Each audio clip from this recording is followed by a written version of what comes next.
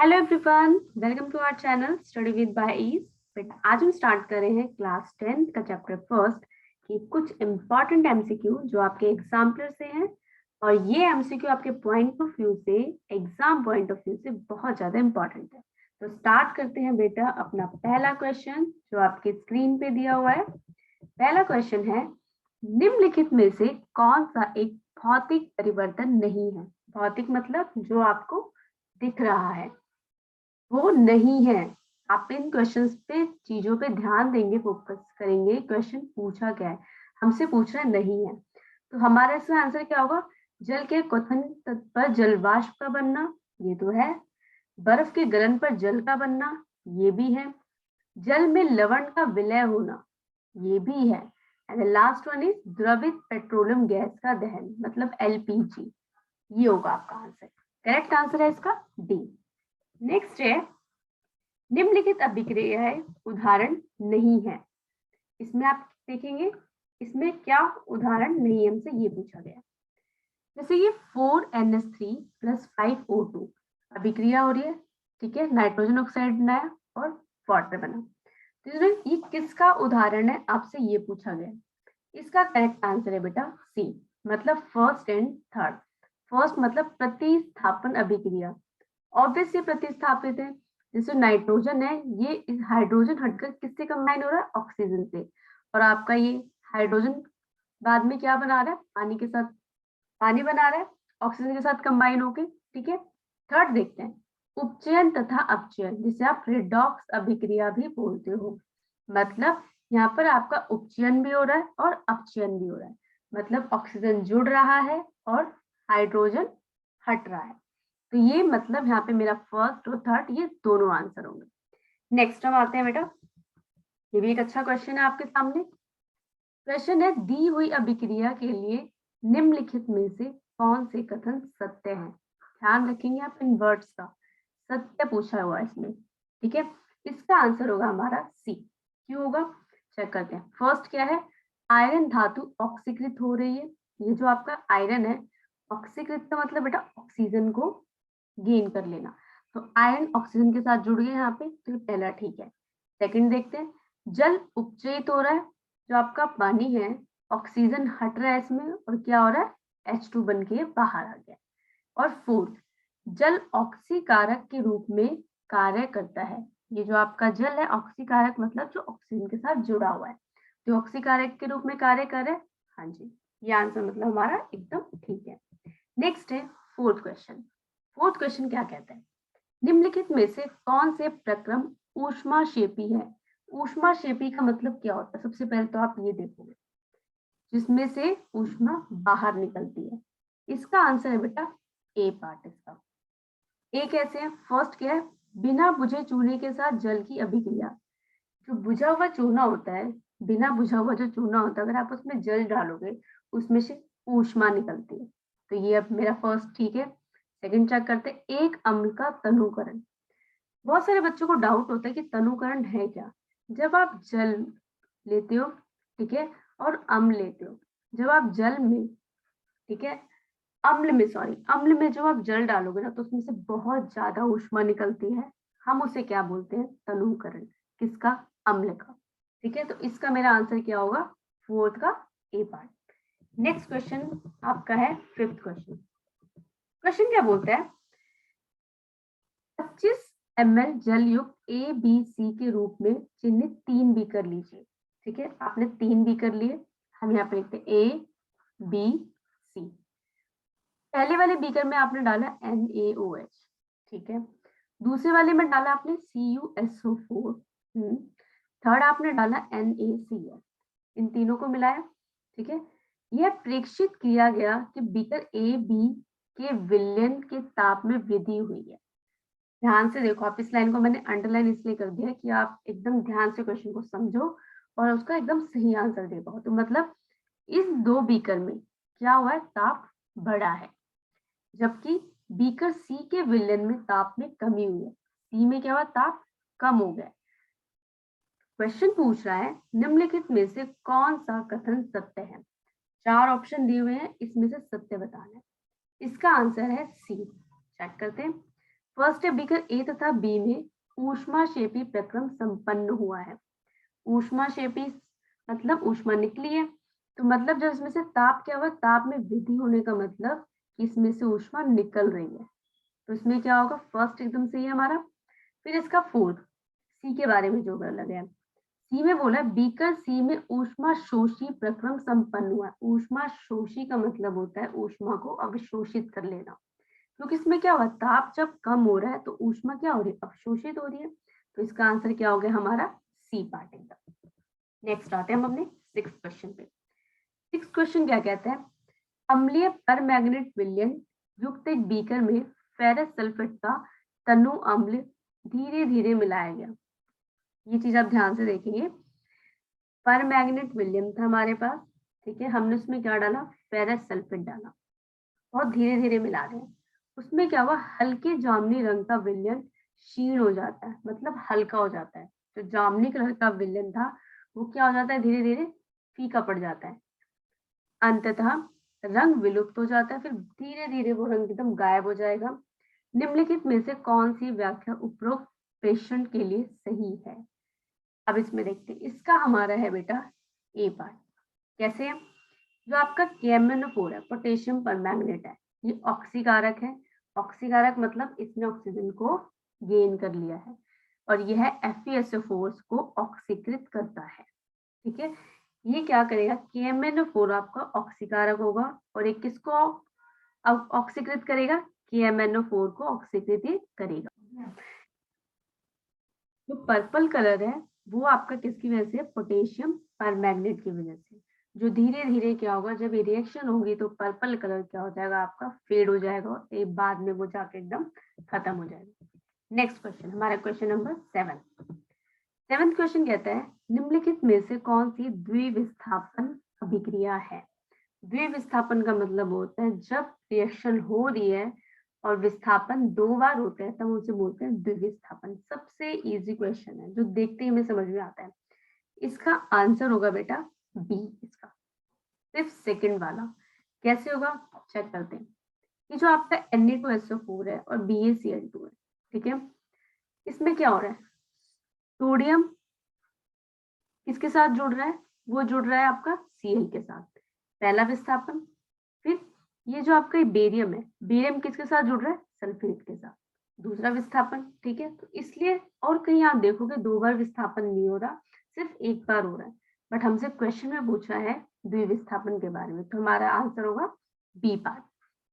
Next हम आते हैं अपने 8th क्वेश्चन पे। 8th क्वेश्चन आपका एनसीईआरटी का क्वेश्चन है। क्वेश्चन तो सारे एनसीईआरटी के हैं, ये क्वेश्चन आपका बहुत इंपॉर्टेंट है। आपको क्वेश्चन पढ़ते ही आपको याद आ जाएगा क्वेश्चन कौन सा है।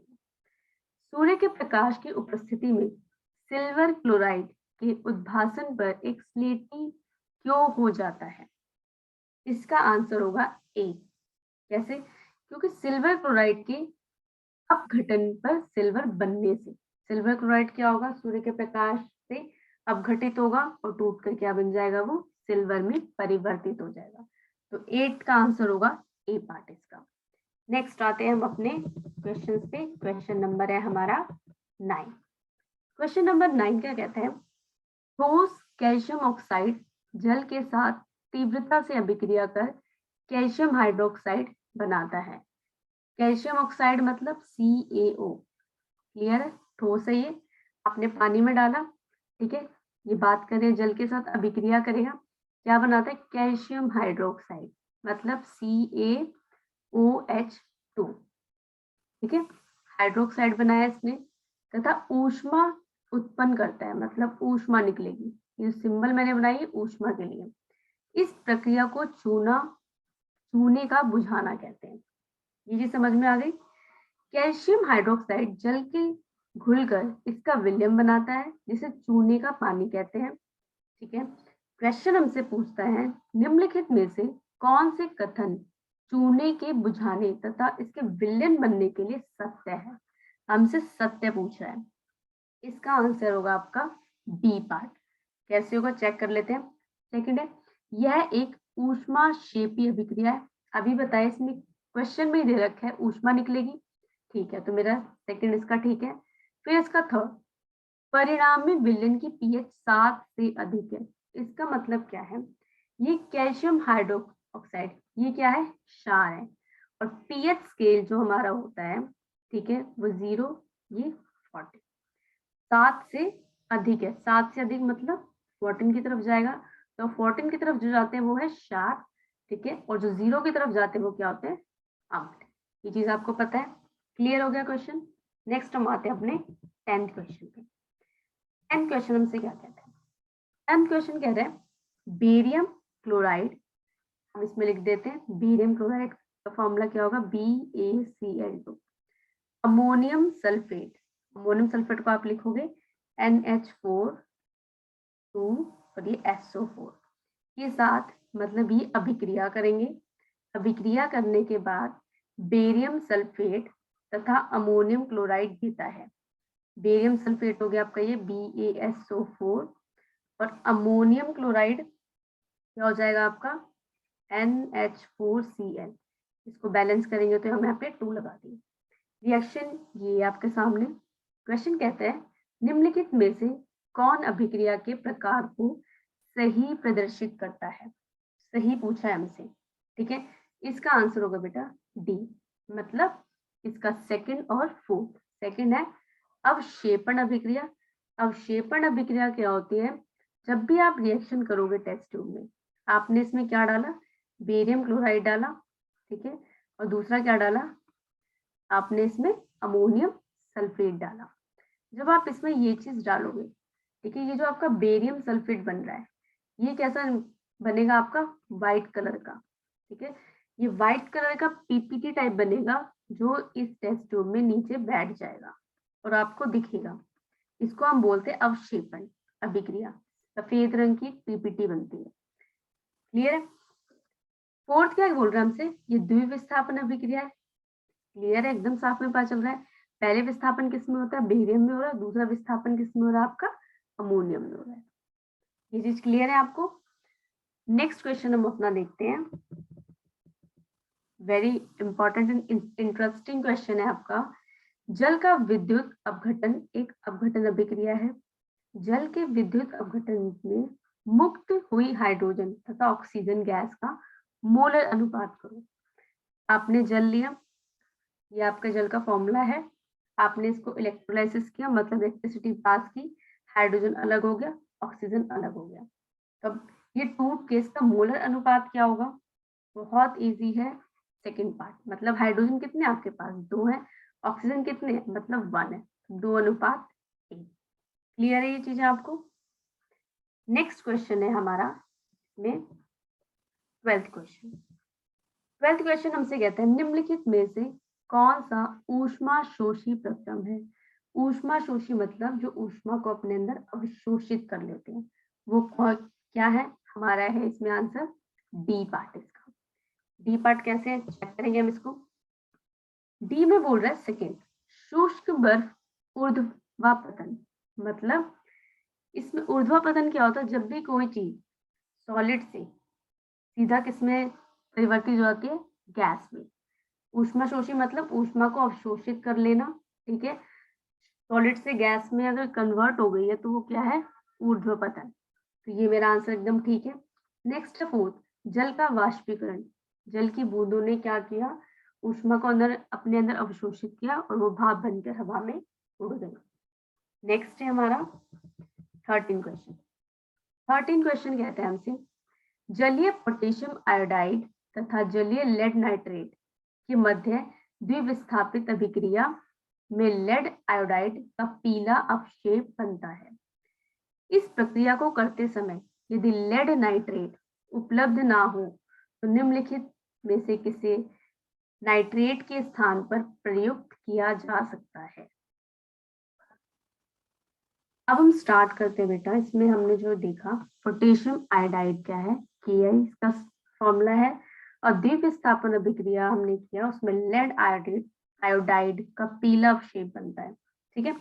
और कुछ प्रक्रिया को करते समय यदि लेड नाइट्रेट, इसका फॉर्मूला है PbNO3 ब्रैकेट के बाद 2, अगर नहीं हो, हमें अभिक्रिया करनी है बट हमारे पास लेड नाइट्रेट नहीं है, तो हम इसके बदले क्या यूज कर सकते हैं। देखो हम इसके बदले क्या यूज करेंगे, लेड एसीटेट। आंसर हमारा है बी। कैसे है, देखो हमें लेड तो चाहिए, तो अमोनियम और पोटेशियम तो वैसे ही कट गया, ठीक है। लेड सल्फेट भी है यहाँ, बट एक है अविलय, मतलब ये घुलनशील ही नहीं है। जब ये घुलेगा ही नहीं तो हम अभिक्रिया करेंगे कैसे, तो मेरा आंसर क्या होगा इसका, बी पार्ट। क्लियर है। नेक्स्ट हम आते हैं अपने 14th क्वेश्चन। 14th क्वेश्चन क्या कहता है, तेल के नमूने को लंबे समय तक ताजा बनाए रखने के लिए निम्नलिखित में से कौन सी गैस प्रयुक्त की जाती है। किसी भी चीज को आप लंबे समय तक रखते हो तो उसमें कौन सी चीज यूज की जाती है या उसमें डाली जाती है, तो वो हमें बताना है। हमारा इसमें जो करेक्ट ऑप्शन है वो है हमारा डी पार्ट, हीलियम और नाइट्रोजन। हीलियम क्या है, क्योंकि इनर्ट गैस है, ये किसी के साथ रिएक्शन नहीं करती। और नाइट्रोजन हमारी क्या होती है, लेस रिएक्टिव होती है, मतलब बहुत कम अभिक्रियाशील होती है, ये जल्दी से क्रिया नहीं करती किसी के साथ। नेक्स्ट क्वेश्चन आता है हमारा, प्रयोगशाला में ऑक्सीजन गैस बनाने के लिए निम्नलिखित अभिक्रिया प्रयुक्त की जाती है, ठीक है। क्या है, 2KClO3 ऊष्मा हमने दी, ये टूट गए, ठीक है, पोटेशियम क्लोराइड में और ऑक्सीजन में। ऑक्सीजन हमारे यहाँ बन के मिल गई हमें, ठीक है। अब इसमें से चारों ऑप्शन में से हमारा बेस्ट आंसर क्या है, बेस्ट है हमारा इसका ए पार्ट। यह एक अपघटन अभिक्रिया है जो कि ये टूट चुकी है, ठीक है। और ऊष्मा शोषी, मतलब ऊष्मा को अवशोषित किया इसने और ये टूट के इसने क्या बना दिया, ऑक्सीजन बना दिया। क्लियर है। नेक्स्ट हम आते हैं 16 क्वेश्चन पे। निम्नलिखित में से कौन से प्रक्रम में रासायनिक अभिक्रियाएं होती हैं।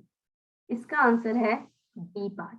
रासायनिक अभिक्रियाएं किस में हो रही है, किसमें, उच्च ताप पर वायु की उपस्थिति में कॉपर की तार को गर्म करना। वायु है तो मतलब आप गर्म कर रहे हो, तो मतलब आपने ऊष्मा का यूज किया है, तो मतलब उसमें हमें ऑक्सीजन चाहिए और कॉपर की तार के साथ ये रिएक्ट कर जाएगी, ठीक है। तो ये एक अभिक्रिया है, तो हमसे वही पूछा है कि इसमें रासायनिक अभिक्रिया किसमें हो रही है। नेक्स्ट है हमारा 17 क्वेश्चन। 17 क्वेश्चन क्या कह रहा है, निम्नलिखित में से कौन सी रासायनिक अभिक्रिया ताप पर क्रियाकारकों एवं क्रियाफलों की अवस्थाओं को सही संकेत चिन्हों द्वारा प्रदर्शित किया गया है। मतलब आपको एकदम सही सही इसमें डायरेक्शन देखनी है कि कोई हमने जो लिक्विड लिया है, जो गैस लिया है और जो उत्पाद बना है वो सही बना है, क्या बना है, चेक करते हैं। तो इसका आंसर बेटा होगा इसका सी पार्ट, क्योंकि हाइड्रोजन क्या है, गैस की फॉर्म में, ऑक्सीजन भी आपकी गैस की फॉर्म में, और जब ये हाइड्रोजन और ऑक्सीजन कंबाइन होते हैं, जुड़ते हैं, तो क्या बनाते हैं, पानी। पानी कैसा होता है हमारा, तरल, मतलब लिक्विड। तो इसका ऑप्शन होगा सी पार्ट। नेक्स्ट है इसका 18 क्वेश्चन क्या कहता है, निम्नलिखित में से कौन सी संयोजन अभिक्रियाएं हैं। संयोजन मतलब जुड़ना, कौन सी इसमें, 18 का आएगा इसका डी पार्ट, मतलब सेकंड और थर्ड। सेकंड क्या है, MgO + H2, मैग्नीशियम ऑक्साइड है, पानी के साथ कंबाइन किया तो मैग्नीशियम हाइड्रोक्साइड, सेकंड हो गया। थर्ड है आपका एल्यूमिनियम, ऑक्सीजन के साथ कंबाइन कर रहा है, एल्यूमिनियम ऑक्साइड। क्लियर है सारी चीजें। आई होप आपको क्वेश्चन अच्छे लगे होंगे। आप इन क्वेश्चन को फिर से देखिए, रिवाइज कीजिए, जो आपके एग्जाम पॉइंट ऑफ व्यू से बहुत इंपॉर्टेंट है। ताकि मिलते हैं नेक्स्ट वीडियो में। Thank you.